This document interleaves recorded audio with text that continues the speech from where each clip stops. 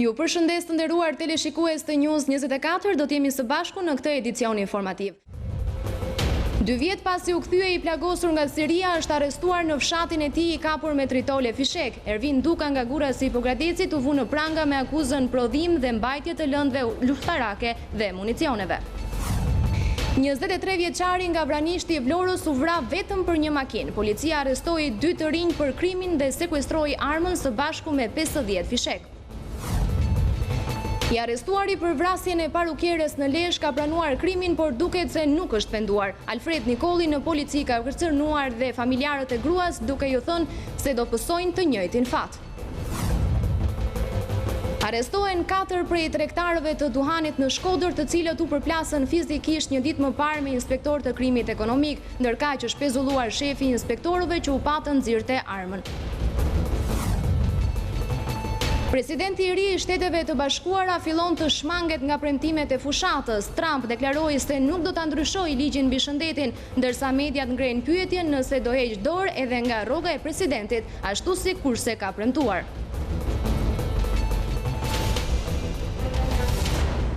Ministrja e Mbrojtjes Mimi Kodheli ka mbledhur shtabin e emergjencave civile në Dibër, mbledhja pas rritjes së prurjeve të lumit Drini Zi, ku situata paraqitet shumë problematike.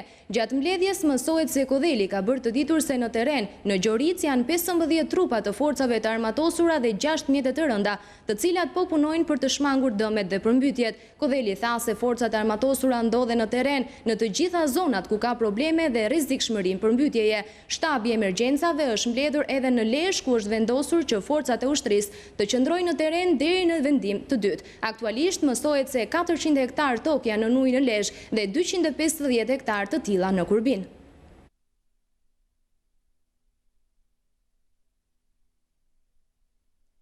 Ministri Sokoli Dervisha i ka monitoruar situatën në Mirdit, nga ku tha se rruga e kombit është e kalueshme pavarësisht rreshjeve të dendura dhe pas kësaj situate do të kryhet evidentimi dhe ndërhyrja për të riparuar dëmet. Jemi këtu në fshatin Klos, në rrugën e kombit, ku siç e shikojmë ka një problematikë serioze për shkak të shirave dhe motit keq që ka qenë këto ditë. Këtu ka filluar të ketë një rrëshqitje serioze të dherave, cilat më pas shkarkojnë të gjitha në rrugën nacionale dhe krijojnë një problem të madh qoftë për banorët e zonës, po qoftë për qarkullimin e rrugës. Kështu që këtu ka nevojë për një ndërhyrje emergjente. Jemi në komunikim të vazhdueshëm me emergjencat civile, me Ministrinë e Mbrojtjes, me forcat gjenjere, për të gjetur një zgjidhje të qëndrueshme, qoftë për banorët e zonës, qoftë për problematikën që paraqet aksi kombëtar i rrugës kombit. Nesër ose në ditët në vijim, kemi mundësi të bëjmë një inventar të plot, një reflektim plot të gjitha dëmeve të shkaktuara, jo vetëm me këtë aks rrugor, por në gjitha akset rrugore në rang vendi, për të bërë ndërhyrjet e nevojshme në mënyrë që t'i paraprim sa më suksesshëm dimrin që po afron. Ndërkohë rreshjet e dendura të shiut kanë shkaktuar mjaft përmbytje edhe probleme në akset kryesore të vendit. Ndjekim kronikën për disa prej zonave më problematike në vend. Rruga Kryqëqafshtam ka pësuar dëmtime dhe rrëshqitje të shumta. Sasira të mëdha gurësh dhe dherash bien vazhdimisht në këtë aks rrugor që lidh fshatrat e malësisë së Krujës me qytetin. Sipas banorëve, kjo situatë vjen për shkak të punimeve të dobta në rrugë. Tu herë pas herë bllokohet rruga, sa herë bjesi. Jem të kthej nga Qafshtama. Gjithë rrugës është e mushme me gurë e me dhe, shumica e rasteve nuk mund të kalosh. Ta e kanë bosh kilesh ka rrugën vëlla, ta s'kan bërë rrugë. Në qarkun e Dibrës sa kaq në zonat malore kanë nisur rreshjet e Dëborës. Në qarkun e Gjirokastrës ka pasur probleme të shumta dhe është bllokuar rruga Tepelenka-Kavi. Rreshjet e dendura të shiut të ditës së sotme kanë bllokuar aksin nacional Gjirokastër-Kakavie në vendin e quajtur Kordoc, ka dalë ujë i projit i cili ka bllokuar komplet qarkullimin. Gjithashtu situata paraqitet problematike edhe në zonat rurale, në fshatin Arshilengo rruga është e bllokuar. Kjo zonë lidh 5 fshatrat e njësisë administrative Antigone. Gjithashtu probleme ka edhe në rrugët e qytetit, të cilat paraqiten problematike, ka përmbytje në kaldromen, në hyrjen e spitalit të Gjirokastrës, por pothuajse në të gjitha rrugët e qytetit. Problemet vijojnë edhe në Lezhë, ku sipas drejtorit të bujqësisë Ndoc Leshi, zgjidhjet do të ishin investimet afatgjata. Kjo e Torovicës është për mungesë investimi.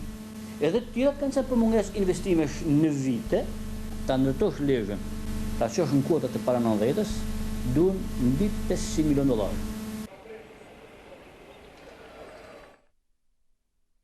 Ndërkohë, sipas operatorit të shpërndarjes së energjisë elektrike, të gjithë hidrovoret janë në punë dhe furnizohen normalisht me energji, teksa janë marrë masa për furnizimin me energji të institucioneve të rëndësisë së veçantë, siç janë spitalet. Mësohet se janë eliminuar avarit kryesisht në rajonin e Gjirokastrës dhe Vlorës. Sipas informacionit të orës 17, numri i fiderave me defekt është 19, ndërkohë që nuk ka asnjë nën stacion 110-35 kV dhe linja 35 kV pa energji elektrike. Megjithatë, ka ende probleme për të cilat po punohet në terren.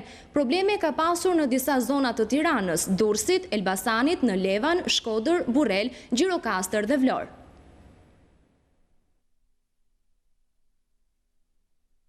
Kreu i Partisë Demokratike Lulzim Basha së bashku me deputetët e zonës ishin në zonën e Krujës ku vizituan banorët e prekur nga përmbytjet. Sipas kreut të opozitës, qeveria rend pas kanabisit dhe nuk u jep qytetarëve ndihmën e nevojshme. Kreu i Partisë Demokratike Lulzim Basha ka vijuar edhe gjatë pasdites të kësaj të shtune duke vizituar banorët në zonat e përmbytura. Bashkë me disa deputeta ai ka qenë në zonën e Krujës ku vizituan banorët e prekur nga përmbytjet. Sipas kreut të opozitës, qeveria rend pas kanabisit dhe nuk u jep qytetarëve ndihmën e nevojshme. Bëhet fjalë për qindra familje nga këtu deri në Fushë Krujë, ndërkohë që jemi këtu bashkë me banorët për ta parë situatën nga afër. Sigurisht duke i bërë thirrje të mbrojnë jetët e tyre në radh parë dhe për të parë se si mund të ndihmojmë. Asnjë nga bashkia nga qeveria nuk është i pranishëm. Sigurisht Turbushi ka hallën e Ashashit, e drama ka hallën e pikturave, hallën e njerëzve këtu nuk e kanë askush. Thirrja e autoriteteve ta lënë propagandën të vinë këtu, të ndihmojnë njerëzit, t'ju vinë ndihmë sepse nuk kanë ku të fusin kokën. Banorët e zonës janë ankuar për prishjen e argjinaturave dhe përmbytjen e shtëpive që u ka prishur të gjithë orën ditë. Sipas tyre, në këto 4 ditë në ujë, askush nga institucionet shtetërore nuk ka shkuar pranë tyre. Qeveria nuk ka një numër të saktë të familjeve që ka nevojë për ndihmë apo se cila është zona më problematike. Kjo pasi për ministrin e Brendshëm Sajmir Tahiri, vendi ndodhet ende në një situatë të vështirë për shkak të rreshjeve që vijojnë. Paralelisht me punën për vlerësimin e dëmeve, Tahiri bëri thirrje dhe për ndihmë dhe solidaritet nga të gjithë të prekurit. Rreshjet me intensitet të lartë për gjatë gjithë javës kanë krijuar një situatë të rëndë sa i takon përmbytjeve në shumë zona të vendit. Hektar të tërë në ujë dhe banesa të përmbytura, por për të cilat ende nuk mund të flasim me shifra konkrete. Sipas ministrit të Brendshëm, vazhdimësia e motit të keqe ka bërë të pamundur vlerësimin e dëmeve. Nuk ka një numër definitiv për sa kohë situata kritike vazhdon. Sot e gjithë Shqipëria është në vlerësim aktual. Pra, situata me motin e keq nuk ka përfunduar. Ne jemi ende në fazën që po menaxhojmë në zonat që janë në rrezik të shtuar. Jemi ende në fazën që po menaxhojmë shmangjen maksimale të pasojave. Për të lehtësuar të prekurit nga përmbytja, ministri Tahiri apeloi për solidaritet të gjithë shoqërisë. I kemi bërë thirrje sipërmarrësve, i kemi bërë thirrje të gjitha institucioneve shtetërore dhe fillojmë sot një fushat tërë solidaritetit dhe ndihme për gjithë ata që kanë pasur probleme për shkak të motit dhe situatave të vështira për shkak të motit. Gjatë të dielës, emergjenca civile dhe rezervat e shtetit kanë shpërndar ndihma ushqimore dhe batanie për zonat e prekura nga përmbytja në Tiranë. Ministri i Brendshëm Sajmir Tahiri shoqërohen nga prefekti Sadi Vorpsi dhe deputeti i zonës Rakip Suli.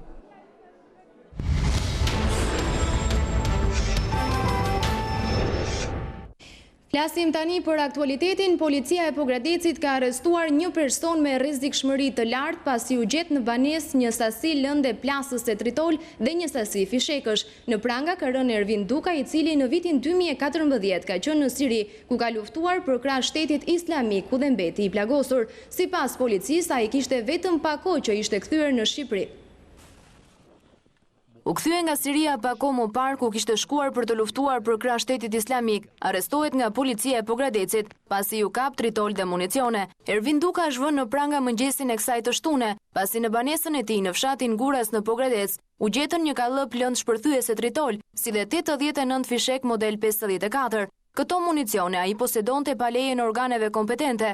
Ervin Duka rezulton një emër i njohur për policinë. Në vitin 2014, emri i tij renditej në mediat ndërkombëtare si një nga personat e plagosur në luftimet në Siri. Pas plagosjes, ai u transferua në Greqi, ku dhe mori mjekim, ndërsa po këtë vit u kthye në banesën e tij në fshatin Guras në Pogradec. Bashkë me të në Siri ndodhe edhe familja e tij, gruaja me një foshnjë e cila gjithashtu është kthyer në vendin tonë. News 24 shkoi pranë banesës së të arrestuarit në Guras, por familjarët dhe fshinjët refuzuan të flasin në lidhje me këtë ngjarje. Policia nuk jep detaje të tjera rreth këtij arrestimi, duke e konsideruar Ervin Dukën një person me rrezikshmëri të lartë. Një makinë është bërë shkak që një i ri vetëm 23 vjeç të humbas jetën i vrarë nga bashkëmoshatari i tij. Policia zbardhi ngjarjen e një dite më parë në Vranisht të Vlorës dhe arrestoi 2 persona, teksa tentonin t'i fshiheshin. Janë gjetur dhe sekuestruar arma e krimit dhe 50 fishek. 23 vjeçari nga Vranisht i Vlorës u vra për një makinë. Policia zbardhi ngjarjen dhe vuri në pranga 2 persona pas vrasjes së 23 vjeçarit Fabion Veizaj. Janë arrestuar për këtë krim bashkëmoshatari i viktimës Mario Ribaj dhe 28 vjeçari Endri Pango, i cili dyshohet se ndihmoi Ribajin.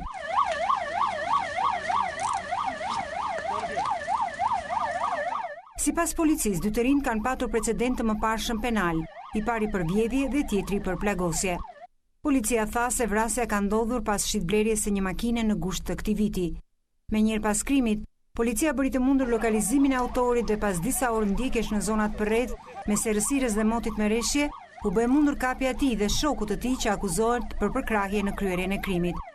Policia gjithashtu gjeti dhe sekuestroi armën e krimit, një automatik model 56, 2 krëhra dhe 50 fishek të kalibrit 7.62 mm, të cilat autori i kishte fshehur në mes të pyllit rreth 300 metra larg banesës së tij. Mësohet se 23 vjeçari Fabion Veizaj ishte i vetëm në shtëpi kur mori një telefonat nga Ribaj e pas kësaj ka dalë jashtë. Pak metra larg banesës ata janë konfliktuar dhe 23 vjeçari është qelluar për vdekje. Një arrestuari për vrasjen e parukeres në Lezhë ka pranuar krimin, por duket se nuk është i penduar. 31 vjeçari Alfred Nikolli, teksa merrej në pyetje në polici, ka kërcënuar edhe familjarët e gruas, duke ju thënë se do të pësojnë të njëjtin fat. Vrasësi 28 vjeçares në Lezhë nuk është ndalur vetëm në këtë krim, por kërcënon dhe familjarët e viktimës. Në një përballje në korridoret e drejtorisë së policisë së Lezhës, autori Alfred Nikolli ka kërcënuar familjarët se nuk është penduar për atë që ka bërë. Mirë ju a bëra dhe do t'ju a bëj prap. Ka qenë ky kërcënimi i autorit që ka sjellë dhe reagimin e policisë së Lezhës, e cila ka marrë masa duke mbajtur në izolim 31 vjeçarin. News 24 ka zbuluar atë çfarë autori i vrasjes ka deklaruar gjatë marrjes në pyetje nga policia e Lezhës. Ai ka pranuar se kishte një lidhje intime me 28 vjeçaren et Levandoj, nënë e një fëmije, të cilën e vrau duke ekzekutuar brenda parukerisë, që ai ka rrëfyer se ja bleu vet. Unë ja bëra parukerin dhe ajo nuk mund të më praktiste. Deklarimet e tij kanë qenë të pakta dhe konfuze, siç pohon për News 24 policia e Lezhës, ndërsa pritet që dëshmia e plot të merret nga prokuroria e Lezhës, e cila ka marrë në ndjekje çështjen. Arrestohen 4 prej tregtarëve të duhanit në Shkodër, të cilët u përplasën fizikisht një ditë më parë me inspektor të krimit ekonomik. Ata janë vënë nën pranga në akuzën e kundërshtimit të punonjësit antikontrabandës dhe policisë. Në njoftimin zyrtar, policia e Shkodrës sqaron se punonjësit janë goditur për shkak të detyrës, teksa po kryenin një aksion blic për tregtimin e duhanit pa akciz. Ndërkohë, ndaj shefit të krimit ekonomik, Pierin Lazri, ka nisur procedimin në gjendje të lirë për shpërdorim detyre. SHKB ka urdhëruar pezullimin e tij nga detyra për 3 ditë. Ai u shfaq dje teksa nxirrte armën për të friksuar dhe kërcënuar tregtarët, të cilët po merrnin me forcë duhanin e sekuestruar në furgonin e inspektorëve. Edhe pse i veshur civil, Pierin Lazri nxori pistoletën në drejtim të tregtarëve, të cilëve më pas u kundërpërgjigj duke u gjuetur me duhanin e sekuestruar. Tregtarët në Shkodër thonë se e shesin duhanin vet, pasi Shteti nuk ka siguruar një pikë grumbullimi, ndërkaq prokuroria e Shkodrës ka nisur hetimin kryesisht për shpërdorim detyre.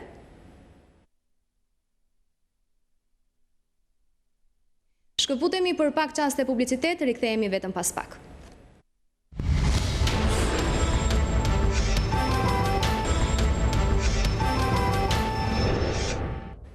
Vjoj me të tjera lajme, javën e ardhshme, Partia Demokratike pritet të depozitojë në kuvent kërkesën e saj për ngritjen e Komisionit Hetimor për privatizimin e Armos. PD kërkon të zbardhet privatizimi klientelist dhe as pak transparent që i është bërë kompanisë më të madhe të rafinerisë së naftës në vend.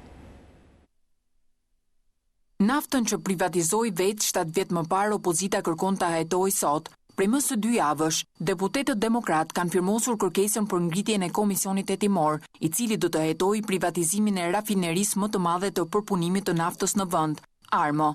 News 24 ka mësuar se periudha që demokratët kërkojnë të hetohet është viti 2015 e në vijim, por cili do të jetë objekti i hetimit të kërkuar.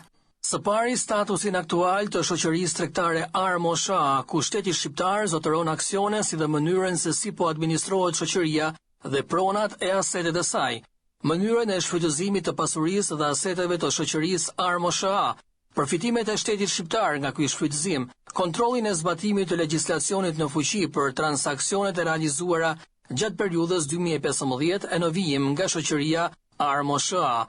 Rolin e institucioneve shtetërore përgjegjëse në procesin e realizimit të këtyre transaksioneve, si dhe mbrojtjen e interesave të shtetit shqiptar nga këto transakcione. Veprimtarinë e organeve shtetërore përgjegjëse për të gjitha çështjet që kanë të bëjnë me shoqërinë Armo SHA, duke përfshirë edhe veprimet për kontrollet e ushtruara ndaj shoqërisë dhe detyrimet, gjobat e vendosura, si dhe procedurat e ndjekura për rimbursimin e TVSH-s, si dhe ligjshmërinë e detyrimeve dhe të drejtave të shoqërisë Armo SHA të krijuara gjatë periudhës së hetimit. Kërkesa për ngritjen e komisionit hetimor është gati dhe pritet të depozitohet javën e ardhshme në kuvend.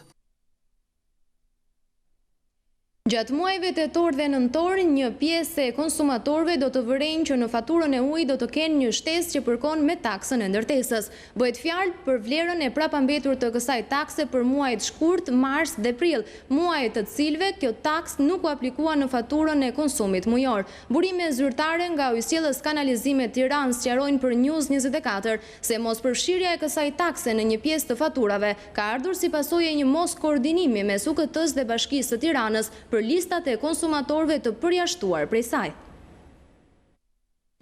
Një pjesë e konsumatorëve të Tiranës do të paguajnë më shtrenjtë faturën e ujit për muajt tetor-nëntor 2016. Në njoftimin për shtyp, Ujësiellës Kanalizimeve Tiranë sqaron se vetëm për muajt tetor dhe nëntor në faturën e ujit për një pjesë të konsumatorëve do të ketë një vlerë të shtuar prej 150 lekësh, e cila nuk presupozon një tarifë të re apo rritje të taksës aktuale, por thjesht vjelje të tarifës së prapambetur. Shkak për këtë është bërë sipas Ujësiellës Kanalizimeve të Tiranës, shtimi i taksës së ndërtesës prej 100 lekësh në faturën e ujësiellësit, e cila gjatë muajve shkurt, mars dhe prill nuk është përfshirë në faturat respektive. Të pyetur për arsyen e mos përfshirjes në faturat e këtyre 3 muajve, burime zyrtare nga Ujësiellës Kanalizimeve bëjnë të ditur për News 24 se mos përfshirja e kësaj takse në faturat e një pjese të konsumatorëve ka ardhur si pasojë e një mos koordinimi mes UKT-s dhe Bashkisë së Tiranës për listat e konsumatorëve të përjashtuar nga kjo taks. Donse taksa e ndërtesës ka hyrë në fuqi në muajin janar 2016, sipas UKT-s, kjo taks ka filluar të mblidhet në muajin shkurt. E për këtë arsye, në fund të vitit përveç muajit aktual, do të tarifohet dhe vlera e prapambetur e muajit janar 2016 prej 100 lekësh, për të vazhduar më pas në një normalizim të situatës në vitin e ardhshëm. Përdorimi gjerësisht i bimës së hashashit në Shqipëri është kthyer në shqetësimin më të madh për mjekët toksikolog, të cilët janë mbledhur në Tiranë në Kongresin e 2 kombëtar të toksikologjisë. Mjekët i drejtuan një apel qeverisë dhe parlamentit që për asnjë arsye të mos lejojë legalizimin e hashashit, përfshirë edhe kanabisin mjekësor. Studimet e paraqitura në Kongres treguan se si hashashi po gjen përdorim gjithmonë më të madh te grup mosha 12 deri në 16 vjeç dhe se efektet negative bien edhe mbi policët që marrin pjesë në djegjen masive të bimës narkotike. Mjekët e toksikologjisë japin alarmin për rritjen e numrit të përdoruesve të hashashit në moshë të vogël. Zini Sulaj, shefi i shërbimit të toksikologjisë në QSUT, flet për 10 urgjenca në ditë, ku fëmijë të moshave nga 12 deri në 16 vjeç, përdorues të hashashit, kanë pasoja në shëndetin e tyre. Kem pas raste nga njerë që vinë edhe në grup, duke i përdorur në situata rekreacionale, në grup vinë po ashtu në grup dhe e kombinojnë mbi të gjitha kur përdoret e kombinuar me alkoolin, dëmi është edhe shumë i madh. Sipas mjekëve, kush konsumon kanabis do të përballet herët ose vonë me dëme të mëdha të shëndetit mendor, probleme me zemrën dhe frymarrjen. Çrregullime mjekësore të ndryshme dhe më të preta çrregullime psikologjike, sidomos ankthi, psikoza dhe halucinacionet. Efektet negative veprojnë njësoj edhe tek pirësit pasiv të tymit që çliron bima e hashashit, e që në shumë raste janë dhe vetë policët që kanë si detyrë prerjen dhe djegjen e rrënjve të kanabisit që kultivohet ilegalisht. Më ka befasuar shpesh herë kjo. Tymi aty ndot jo vetëm mjedisin, po dhe ata që janë detyruar të punojnë ekspozohen në mënyrë aksidentale. Ne shqyqyr nuk kemi pas në një rast që të ketë ardhë në klinik në efektin e ty, por risket janë reale. Risket janë reale, pse jo? Dhe a ishtë tymi kanabisit, pjekur së ma dje. Të tjerë ekspert mendojnë se hashashi është problemi më i vogël, krahasuar me përdorimin e gjërë që po marrin drogat e forta, si heroina dhe kokaina.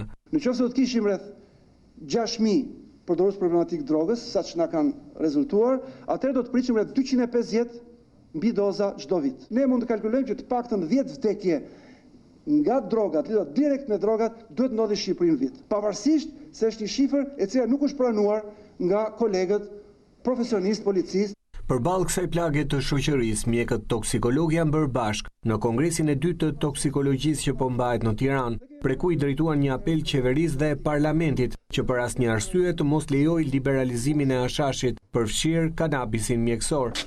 Ne nuk jemi përgatit gjithsesi për të përballuar këtë sfidë për legalizimin apo kultivimin për qëllime rekreacionale. Nuk kemi legjislacionin, nuk kemi sistemi regulator, policia vërtet po bën punën, po gjithë fondet po shkojnë ke policia, është harruar fare, harruar krejt edukimi, informimi, parandalimi. Në Shqipëri ekziston vetëm një qendër e specializuar për trajtimin e personave të varur nga drogërat dhe prej 2 vitesh është transferuar nga Spitali i Traumës në urgjencën qendrore të QSUT-s, aty ku dhe trajtohen rastet më të vështira të zemrës. News 24 sjell ekskluzivisht një video amatore të filmuar në ambientet të kësaj urgjence, ku duken qartë disa të rinj të dehur në efektin e drogës dhe alkoolit që terrorizojnë me veprime të dhunshme pacientët dhe stafin mjekësor. Urgjencat më të rënda të intoksikacioneve nga drogat përplasen në të vetmin shërbim të toksikologjisë, që është postuar prej 2 vitesh nga trauma në QSUT. News 24 ka siguruar një video amatore të xhiruar në urgjencën e kardiologjisë në QSUT, ku pacientë e mjek përballen me sjelljen e një personi, përdorrues droge dhe alkooli.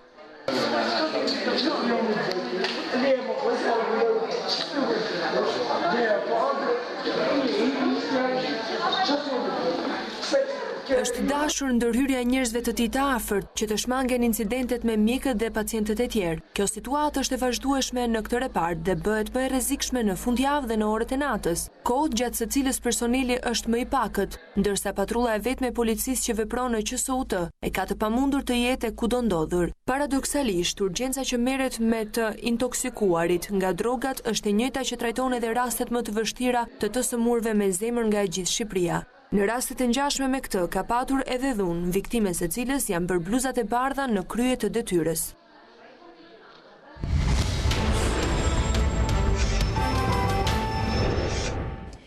Presidenti i ri i Shteteve të Bashkuara të Amerikës, Donald Trump, ka deklaruar se është i hapur për të mos ndryshuar disa nga pjesët kryesore të ligjit mbi shëndetin, ligj që mban firmën e presidentit Obama. Trump e konsideroi një katastrofë ligjin e miratuar në vitin 2010, i njohur si Obamacare, dhe në fushat premtoi se do ta shfuqizonte atë, por pas fitores duket se ka ndryshuar qëndrim.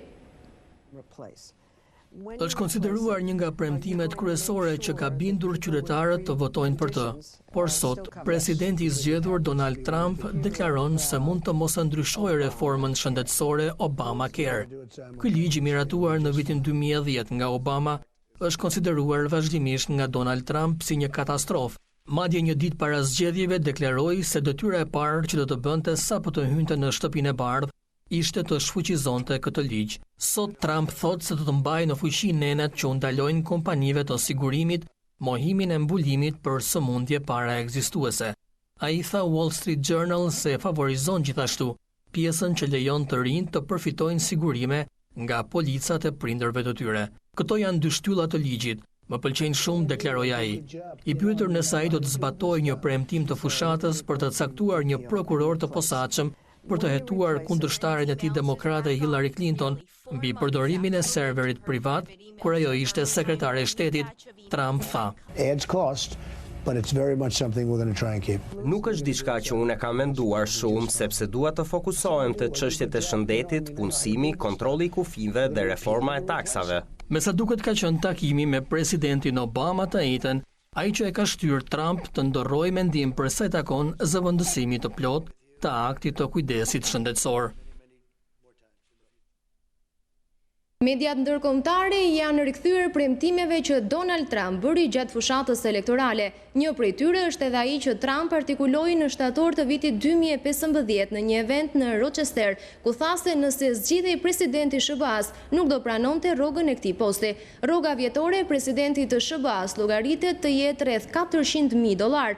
Trump ka thënë se ka aq shumë të ardhura sa që nuk i nevojitet rroga e presidentit. Sipas revistës Forbes, pasuria e Trump shkon në $3.7 miliard, rreth $800 milion më pak se viti i kaluar. Trump bëhet kështu presidenti i tretë në historinë e Amerikës që heq dorë nga paga e tij. I pari që veproi në këtë mënyrë ishte Herbert Hoover në vitin 1929, ndërsa në vitin 1961 ishte John Kennedy.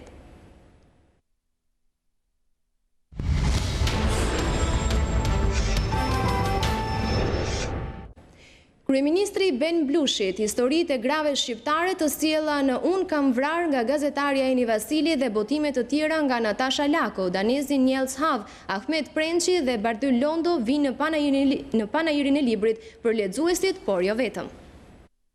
KM i shkrimtarit Ben Blushi është historia e një kryeministri që për të fituar zgjedhjet planifikoi një atentat kundër vetvetes.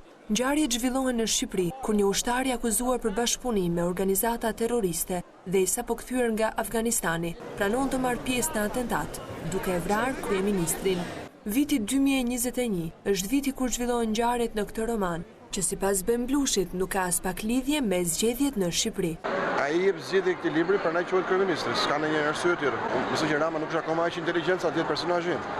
Ky roman pati këtë fabul.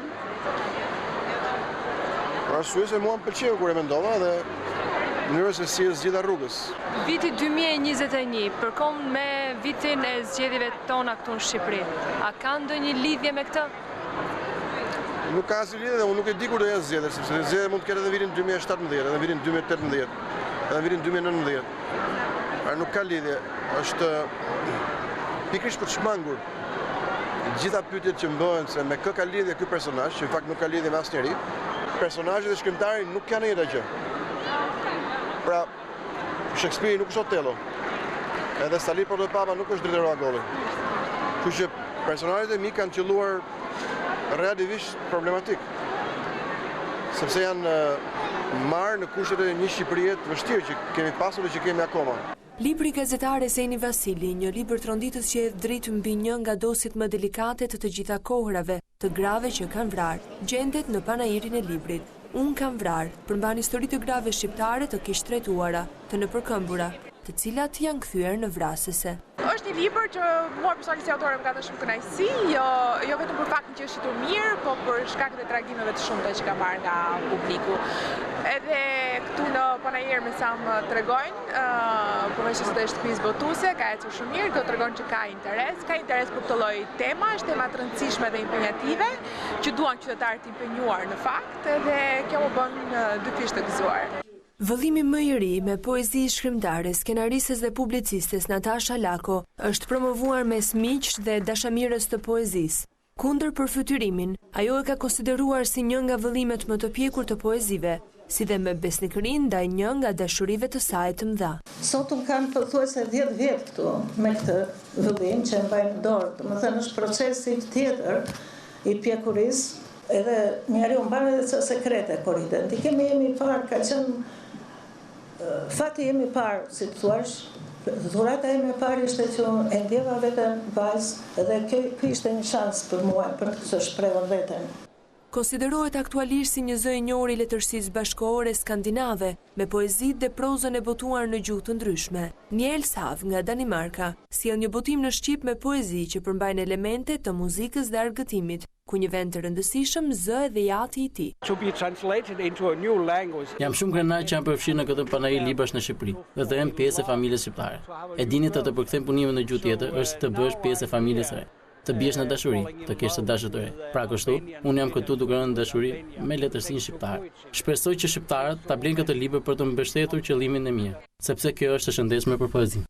I fokusuar në institucionet ligjzbatuese të shtetit shqiptar, ku aktualisht punon, Ahmet Prençi ka mbajtur të fjetura në sertar shumë poezi të shkruara në moshën e rinisë. Tashmë vendos që poezitë e shkruara ndër vite t'i përmbledh në udhë në pasqyrë. Për shkak të angazhimeve të mia, të punëve të tjera shtetërore që kam kryer, nuk kam patur kohën e dur për të marrë me poezinë, por me që tani angazhimet janë më të pakta dhe kisha kohën e mjaftueshme për të marrë me poezinë, fillova të plotësoj ato që unë e kisha lënë për gjysmë në ato vite. Lejen për këtë edhe shkrimtari Besing Mustafaj, ai insistoi që unë t'i botoja në evollim. Nata e verbër nga Bardhy Londo është libri më i ri, ku shkrimtari ka ndërtuar një strukturë letrare, në të cilën bashkëton fantastikja me realen. Ky roman të detyron të udhëtosh me personazhe, disa prej të cilëve nuk jetojnë në botën reale, por në një kalendar krejt tjetër. Emra të njohur janë fotografuar nga mjeshtri i fotografisë Roland Tasho ndër vite. Rreth 300 fotografi të përzgjedhura janë ekspozuar në 3 vende të ndryshme dhe rrëfejnë përmes imazheve një udhtim të gjatë të fotografit Tasho. Personalitetet të diasporës shqiptare të fokusuar ndër vite në objektivin e Roland Tashos tashmë janë ekspozuar në Galerinë Kombëtare të Arteve. Mjeshtri i fotografisë, në një udhtim të gjatë të tij përmes imazheve të dokumentuara, sjell personalitete nga vendet ku kanë punuar dhe jetuar. Do të gjejmë në ekspozitë personazhe që unë kam fotografuar jashtë, por sot janë ministra, drejtor, dhe kjo është një veçanti ose një që mua më vjen mirë që i shikoj të kthyer. Flas Shqip përmban fotografi të rralla të figurave të njohura si Ismail Kadare, Inva Mula, Vlashen Sata, Anila Jole, Milena Harito, Ermonela Jaho e shumë personalitete të tjera. Ceremonia e hapjes u zhvillua në prani të Ministrit të Punëve të Jashtme Ditmir Bushati dhe Ministres së Kulturës Mirela Kumbaro. Kjo ekspozit organizohet në kuadër të samitit të diasporës dhe rreth 300 fotografi të përzgjedhura të Roland Tashos do të qëndrojnë të ekspozuara në Galerinë Kombëtare të Arteve, Muzeun Historik Kombëtar dhe Qendrën për Hapje dhe Dialog pranë Kryeministrisë deri më 20 nëntor. Një nga filmat shumë të pritur, 50 Shades Darker, bazuar në librin bestseller me të njëjtin titull, pritet të shfaqet për publikun në të gjitha kinemat botërore ditën e Shën Valentinit. Në këtë film, ashtu edhe në 50 Shades of Grey, do të jetë edhe artistja shqiptare Rita Ora, e cila luan rolin e Mia Grey. Traileri i filmit është publikuar në YouTube prej disa javësh.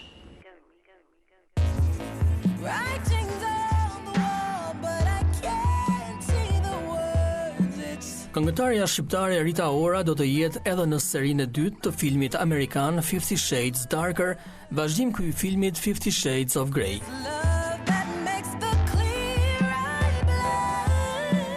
Ky film nuk do të mund të shikohet nga të rinjt në moshën 18 vjeç apo pa praninë e prindërve, sepse ky projekt përmban imazhe të forta seksuale, bëjnë të ditur mediat e huaja. Në të vërtet, ky film, i cili premierën do ta ketë pikërisht më 14 shkurt të vitit ardhshëm, pra në ditën e Shën Valentinit, as këtë herë nuk do t'i dëshpëroj pritjet e publikut, pasi aktoria kryesore Dakota Johnson dhe Jamie Dornan sërish do të paraqiten si çifti i cili praktikon lojrat seksuale. Këngëtarja me origjinë shqiptare Rita Ora në këtë film do të ketë më shumë hapësirë, shkruajnë mediat e huaja, ndërsa traileri i filmit ka disa muaj që është publikuar në YouTube.